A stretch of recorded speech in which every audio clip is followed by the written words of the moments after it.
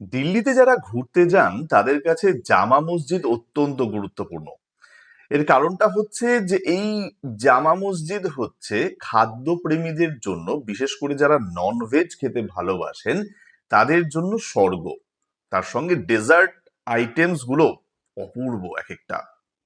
যাই হোক, সেই ভিডিও না হয় পরে বানানো যাবে খাবার নিয়ে, কিন্তু আজকে আপনাদের বলবো এই জামা মসজিদের কাহিনী। এই জামা মসজিদের আসল নাম হলো মসজিদ ই জাহান নুমা।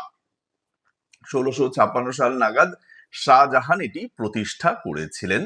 এবং জানা যায় যে এই মসজিদটি উদ্বোধন করার জন্য উজবেকিস্তানের একজন ইমাম এখানে এসেছিলেন এবং তিনি এটি উদ্বোধন করেছিলেন। খরচ হয়েছিল সেই সময় মোটামুটি নাকি 1 মিলিয়ন ভারতীয় মুদ্রায়, এমনটাই জানা যায়।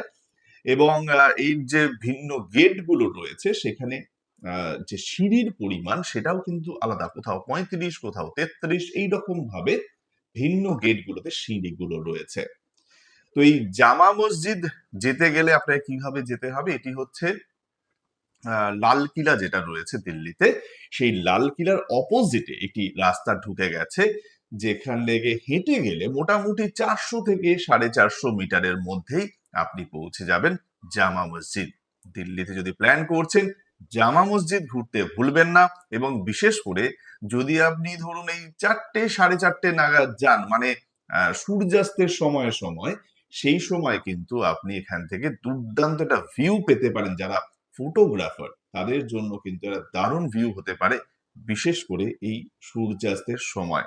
প্রচুর পায়রা থাকে এবং সূর্যটা যখন জামা মসজিদের উপর দিয়ে যায়, সেই সময়টা, সেই মুহূর্তটা আপনিও ক্যাপচার করতে চাইবেন।